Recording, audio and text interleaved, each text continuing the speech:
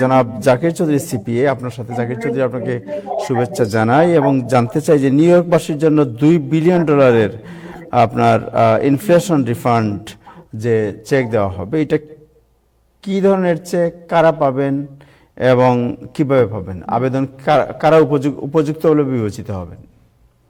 জি, ধন্যবাদ তাহের ভাই আপনাকে। ধন্যবাদ সকল টাইম টেলিভিশনের দর্শকদেরকে যারা এই মুহূর্তে দেখতেছেন অথবা পরবর্তীতে আমাদের এই অনুষ্ঠানটা দেখবেন। ধন্যবাদ অন্যান্য প্যানেলিস্টদেরকে।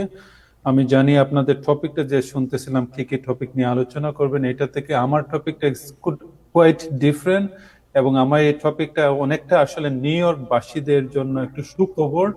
এবং নিউ ইয়র্কবাসীদের জন্য সুখবরটা আসলে কিভাবে, সেটা হবে যেমন আপনার আপনার একটা ইনফ্লেশন রিফান্ড চেক হিসেবে তারা কিছু মানি পাবে। এবং এইটা আমরা আসলে লাস্ট 5 মান্থস অথবা 4 মান্থস আগেও কিন্তু আমরা অনেক টিভিতে আলোচনা করছি, সেটা যেমন এটা আসতেছে, বাট এট দ্যাট টাইম এটা কিন্তু কনফার্ম ছিল না।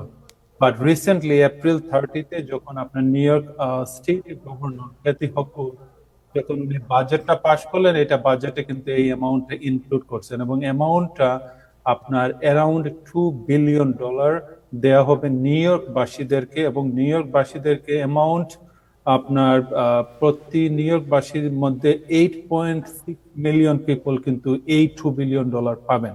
এখন অ্যামাউন্ট আসলে কিসের উপরে ভিত্তি করবে, কারা পাবে, রিকোয়ারমেন্ট কি, অ্যাপ্লাই করা লাগবে কিনা বা কিভাবে মানি রিসিভ করবে, এগুলো আমি এখন একটু ডিটেলস আলোচনা করবো। সো নাম্বার 1 রিকোয়ারমেন্ট অথবা নাম্বার 1 কোয়েশ্চেন হবে এটা খারাপ হবে। তো এটা পেতে গেলে ওনারা মাস্ট নিউ ইয়র্ক স্টেটের বাসিন্দা এবং নিউ ইয়র্ক স্টেটের 2024 সালের ট্যাক্স রিটার্ন সাবমিট করতে হবে, নাম্বার 1।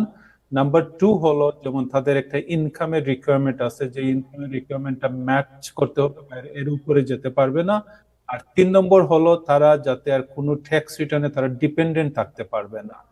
তো এই 3টে রিকোয়ারমেন্ট যদি মেট করে থাকেন আর আপনি যদি নিউ ইয়র্ক স্টেটে থাকেন, আপনি যদি 2024 সালের ট্যাক্স রিটার্ন করে থাকেন, আপনি এই অ্যামাউন্টটা অটোমেটিকলি পাবেন। আমার যে 2 নম্বর রিকোয়ারমেন্ট যেটা ছিল সেটা ইনকাম লিমিট, এইটাতে কিছু ডিপেন্ডস করে, যেমন আপনার এই ট্যাক্স ফাইলারের উপরে, যে কেউ যদি সিঙ্গেল হয় তাহলে ওনার ইনকাম রিকোয়ারমেন্ট ডিফারেন্ট, দেন যদি কেউ ম্যারিড ফাইলিং জয়েন্টলি হন তাহলে ওনার ইনকাম রিকোয়ারমেন্ট ইজ ডিফারেন্ট। যদি কেউ ম্যারিড ফাইলিং জয়েন্টলি হন তাহলে তাদের ইনকামটা আপনার 300,000 এর উপরে থাকতে পারবে না, সো হতে হবে লেস দেন 300,000। আর যদি কেউ সিঙ্গেল ফাইলার ট্যাক্স রিটার্ন করে থাকেন তাহলে তাদের ইনকামটা আপনার লেস দেন 150,000 হতে হবে।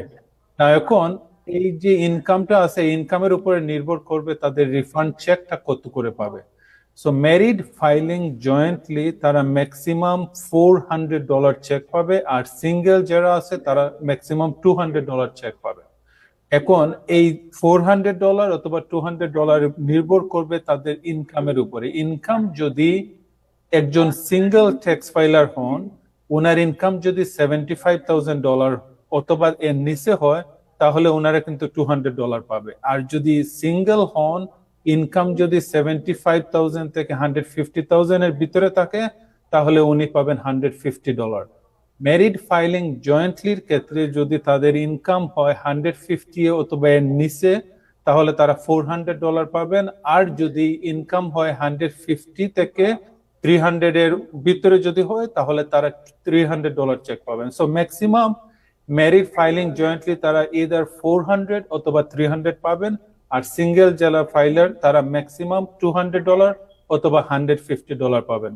এখন কোয়েশ্চন হতে পারে যে এই অ্যামাউন্টটা কবে দেয়া হবে। এস্টিমেটেড কোনো ডেফিনিট টাইম এখনো নাই, বাট আমরা প্রজেক্ট করতেছি অথবা নিউ ইয়র্ক স্টেটের ওয়েবসাইটে বলতেছে আর্লি ফল 2025 কিন্তু এটা দেয়া শুরু করে দিবে। কোয়েশ্চন হতে পারে নেক্সট, এটা কি আমার অ্যাপ্লাই করা লাগবে কিনা? আনসার হলো না, এটা আমার অ্যাপ্লাই করা লাগবে না। শুধুমাত্র আপনি যদি ট্যাক্স রিটার্ন করে থাকেন, you will be automatically getting this amount. এরপরে কোয়েশ্চন জাগতে পারে যে এই অ্যামাউন্টটা পেতে গেলে আমাকে কিভাবে দেয়া হবে, আমার ব্যাংকে আসবে নাকি আমার পেপার চেকে হবে? এটা ডিপেন্ডস করবে আপনি 2024 সালের ট্যাক্স রিটার্ন যখন করেন তখন ওই সময় যদি আপনি ব্যাংকিং ইনফরমেশন আপনার ট্যাক্স রিটার্নে ইউজ করে থাকেন তাহলে ওই সেম ব্যাংকে কিন্তু আপনার এই চেকটা দেয়া হবে। যদি আপনি পেপার চেক সিস্টেমটা ইউজ করে থাকেন তাহলে পেপার চেক দেয়া হবে। সো এখন কোয়েশ্চেন হতে পারে, একজন মানুষ যদি একটা অ্যাড্রেসে থেকে ট্যাক্স রিটার্ন করে তারপরে যদি অ্যাড্রেস চেঞ্জ হয়ে যায় তাহলে কি করবেন? আপনি নিউ ইয়র্ক স্টেটের ওয়েবসাইটে গিয়ে তাদেরকে কল করে আপনি এই অ্যাড্রেসটা আপডেট করে দিতে পারেন। অথবা যদি আপনার ব্যাংকের অ্যাকাউন্ট যদি আপনার ক্লোজ হয়ে যায়, হ্যাক হয়ে যায়, তাহলে সেই ক্ষেত্রে কি করবে? তারা নিউ ইয়র্ক স্টেট প্রথমে ট্রাই করবে ব্যাংকে এটা ডিপোজিট করার জন্য। যদি কোনো কারণে এই অ্যামাউন্টটা ডিপোজিট না হয় তাহলে আপনাকে মেইল করবে চেক। আর যদি আমরা বলি যে এই 8.6 মিলিয়ন পিপল যে এটা পাবে আসলে উইথিন দ্য রিজন, আমরা যদি দেখি তাহলে দেখতে পারি যে সবচেয়ে বেশি মানুষ অথবা সবচেয়ে বেশি ট্যাক্স ফাইলার নিউ ইয়র্ক সিটিতে যারা আছেন তারা কিন্তু অ্যাবাউট 3.6 মিলিয়ন পাবেন এই চেক। লং আইল্যান্ডে যারা আছেন 1.3 মিলিয়ন পিপল পাবেন। Hudson valley 986,000, western new York 620,000, finger lake like 542,000, so on so on. তো আমরা যদি দেখি সবচেয়ে বেশি উপকৃত হবে যারা নিউ ইয়র্ক সিটিতে 5 বরোতে আছেন, তাদের এই ইনকামটা আপনার উইথিন রেঞ্জে পড়ে এবং তারা এই ইনফ্লেশন রিফান্ড চেকটা পেতে পারে। ওয়ান লাস্ট থিং আমি একটু বলে ফেলি যে অনেকে বলতে পারেন যে এত সময় ধরে আমরা চেক নিয়ে বলতেছিলাম যে what is that check exactly, right? So এটা যদি আপনি সংজ্ঞাটা যদি দেখেন, ইনফ্লেশন রিফান্ড চেক মিনিং হলো ইনফ্লেশন, এন্ড ইনফ্লেশন মিনিং হলো আমরা জানি কোনো একটা প্রোডাক্টের দাম বেড়ে যাওয়া অথবা প্রাইস বেড়ে যাওয়া।